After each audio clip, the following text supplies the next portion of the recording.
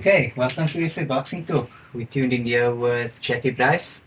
So, Jackie, welcome to SA Boxing Talk. Welcome to, thanks for joining us. You're going to be throwing this event. What's the date on it? 27th of November. So, we got this event on the 27th of November. Jackie, your family's been involved with boxing for a long time in the Western Cape. Do you mind giving us any comment on what you guys have been doing over the last while and what you guys have been famous for? Firstly, thank you for SA Boxing Talk. I think you guys are doing an amazing job. It's a platform for many of the fighters. There's a platform for trainers, some excellent trainers in South Africa, and promoters. And thanks again, SA Boxing Talk. Yes, our family has a true bloodline into boxing. Our family, my dad, who's 88 years old now, a top trainer in his own right. My brother Emil, who's a manager of trainer of a number of rated fighters in South Africa. My line has started from the age of 6 as an amateur and as a pro. And I left the sport a while. I had Corrie Sanders. I trained Corrie for one fight, believe it or not. And then my great friend Rodney Berman took him over, flew me up to Joburg. What a great guy Rodney is, and he still gives me advice today. He's truly a legend in boxing. And we learn from him every day. And then had a youngster called Gary Murray, a great fighter in his own right. He had a heart like a lion. He just wanted to go for it. That's it. And personal reasons, family reasons, it's tough. And the trainers will tell you out there, it's every night in the gym. And when you're a young man, you have to give up a lot. And I thought I did my stint. But it's like a drug, boxing. Your brother's doing well. He was nominated. He's fighter 2 years in a row, I think, Boxer of the Year. And he sat with me one day and he said, listen, I think you need to come back as a boxing promoter. And something I did before as well, but very much on a small scale. And then, yes, 3 fights later, since last year, August, I put my first show in August. And then the third one, which has received so much attention, when a very good friend of mine and a fighter called Ruan Visser, I love his dad, I love the whole family, they're very good people, fell out of the ring. I actually get cold shivers while I'm talking to you.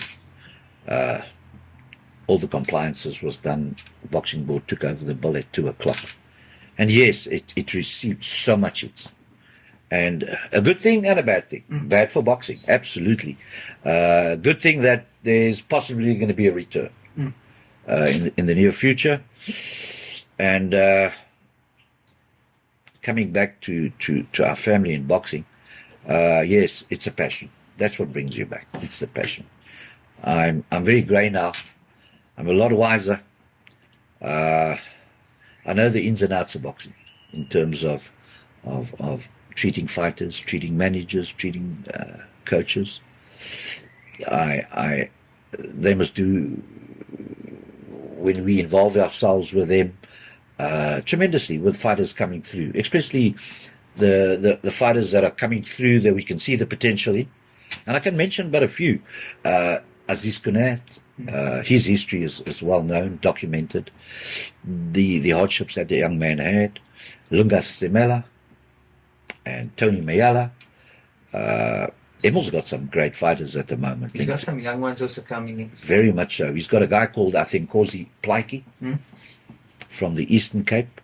He's a multiple SA champion and been to the All-African Games, super middle. I think this is, I had Harry Simon too. You Harry Simon, a great fighter from Namibia.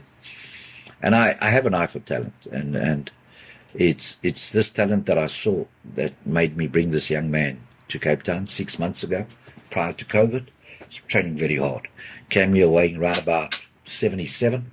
He's now in his weight already. He's trained, Emil's training very well. So just to stop you over there, so So on this event that you're going to be having, so let's comment a bit on the fight card. So you got the Tian Fig fight, and you got another title fight with Tony Mayala. Correct. So what do you think is expected to happen in that fight, or why did you decide to host these fights? I think it was more Tian, a fantastic young man. His approach to boxing has changed over the last 6 months because he wanted to give up boxing after the fiasco of Ruan falling under the ring. And his management, Matt Leishing, I think he's a bright young man. And his manager, Savas, we got together and we said, no, let's apply for the SA heavyweight title. Cape Town hasn't had a heavyweight champion. We've got a lot living here.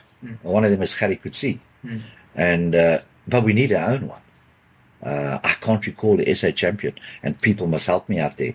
I think it's 103 years ago that we've had a champion. Like I think from my perspective over the last while, what's been pretty interesting to me is we've seen a lot of activity. So last year we had Nicholas Radley. Yeah, he lost the title, but I mean no, he still got the title. Yes, he still got it. He lost that fight, but he still got the title. So that title is here in SA, in Cape Town at the moment. But before then, there hasn't really been much of a trend of SA champions. Yeah. So hopefully, the momentum has started now. And do you think that we might have the right formula going to keep more titles in the Western Cape? I truly believe it. And just to come back to your other question with regarding to Tian Fig fight, I think it's going to be a humdinger. Tian's beaten him before, but this is going to be a different Tian. But speaking to Corey's dad the other night, he's a different Corey as well. I think these two guys have realized that the future is bright and they needed to work hard. And I always believe when you work hard, and a very good trainer a friend of mine, Peter Smith, will tell you that you work hard, you'll reap the benefits. And that philosophy I have as well. But it's going to be a humdinger. I can't predict.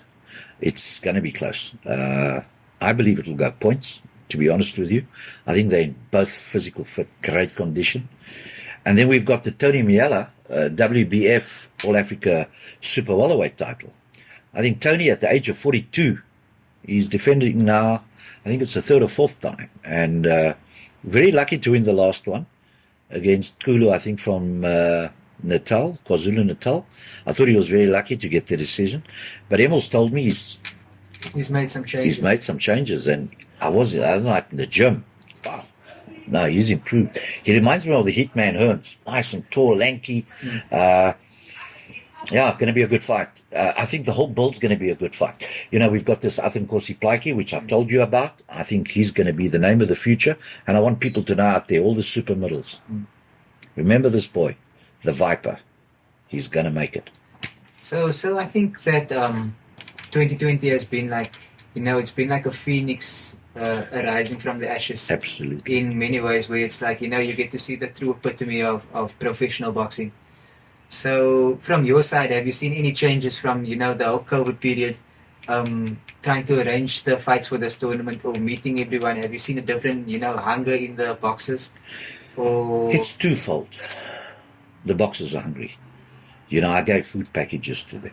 My boxing promotions, Jackie Brice Boxing and Emil Brice Boxing Academy, gave food packages, just not to our fighters, but to other fighters in the Western Cape as well.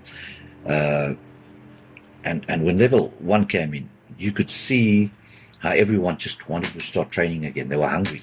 And I think that's a good word. Boxers are always hungry. And they were really hungry. And then the other side of things, the economy, as you well aware, with what COVID-19 has done, is not very easy on promoters. So, Jackie Brice, we've touched on a few things. We've touched on government, what needs to be done. We've touched on the fight bill. We've touched on some of the main fights that will be happening. From my side, all I can say it's been a pleasure to finally meet you, and all I can say is good luck for the event. Hopefully, we could be there on the day to do some interviews. Other than that, good luck from your side. I think like you guys are doing a brilliant job. I hope the best for Tian and for all the other big fights that you guys are going. Thanks, Adib. I just want to say thank you to SA Boxing. I think you guys are doing a great job. The platform that Hayden has set for boxing, I really want to know that when I'm gone, you guys are still going to be there. I think you guys are doing a great job for coaches, like I said right in the beginning. From Jackie Brice Boxing, we're going to be around sometime. We're going to promote some great fighters still. We're going to be right up there with the Gautengs and the Eastern Cape. We've got some powerful people behind us. And thank you, SA Boxing Tour. Thank you, Aiden. Thanks, Adib. You guys are doing a great job. Salute you.